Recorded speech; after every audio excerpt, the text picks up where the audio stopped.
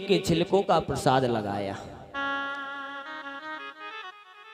विदुरानी इतनी भाव विभोर हो गई कि महाराज विदुरानी बगिया से केले तोड़ करके लाई हमारे प्रभु को जाकर के महाराज केले ना खवा करके केले के छिलकों को खिलाया। अब बताओ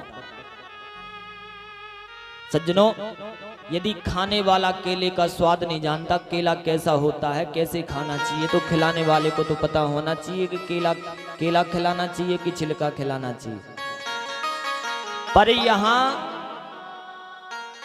भक्त और भगवान भाव में महाराज विभोर हो गए, पागल हो गए।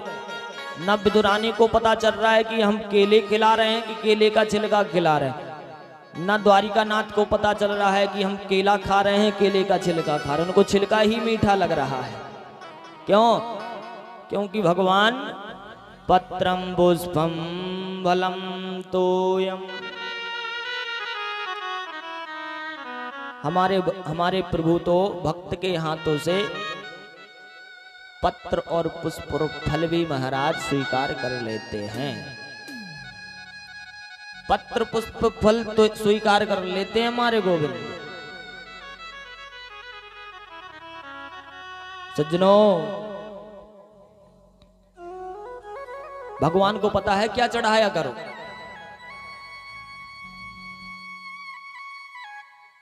भाव का भूखा हूं मैं, भाव ही एक सार है, भाव से भज लो उन्हें, सुभव से बेड़ा पार है। हमारे प्रभु को महाराज भाव दिखाया करो, भाव चढ़ाया करो। हमारे प्रभु भाव के भूखे हैं, और जब भाव महाराज चढ़ाओगे हमारे गोविंद को, क्योंकि भाव ही सार होता है भगवान के प्रति। महाराज भाव प्रकट कर दो। यदि भाव से महाराज तुम कुछ भी गोविंद को चढ़ा दो, गोविंद स्वीकार कर लेते हो। बिना भाव के महाराज उनको गृहस्थी भी लुटा दो तो वो हमारे गोविंद स्वीकार नहीं करते। भगवान को कुछ भी अर्पण किया करो तो भगवान के सामने पहुंच करके भगवान के चरणों में जाकर के कहा करो, हे प्रभु तुदीयम वस्त्र गोविंदम तुदीयम समर्पयेत, तेरा तुझको अर्पण। आरती में बोलते हो ना आप लोग, क्या बोलते हो? तेरा तुझको अर्पण क्या लागे मेरा। केवल बोलते बस हो कि मानते भी हो?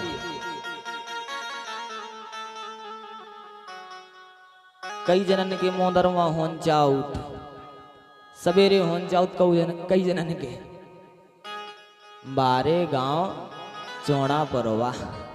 बोलो राधे राधे।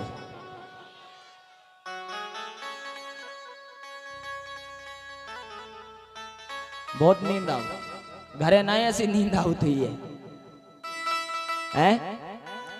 घर में ऐसी नींद नहीं आती होगी। यही तो कथा का प्रभाव है। कथा कीर्तन में पहले दिन बताया था ना, कथा कीर्तन में नींद आक्रमण करती है, लेकिन नींद को भगाने के लिए मंत्र होते हैं। कथा भी सुनते जाओ, मन में राधे राधे बोलते जाओ। अब जब राधे राधे बोलना नहीं है तो ऊँग तो आनी है। और किसी ने तो बहुत अच्छा कहा, बताते कि कथा होत के बीच में, कि कथा होत के बीच में पाप उठे अकुलाएं, कछु ऊंगे कछु लड़ पड़े, कछु उठ के भग जाएं।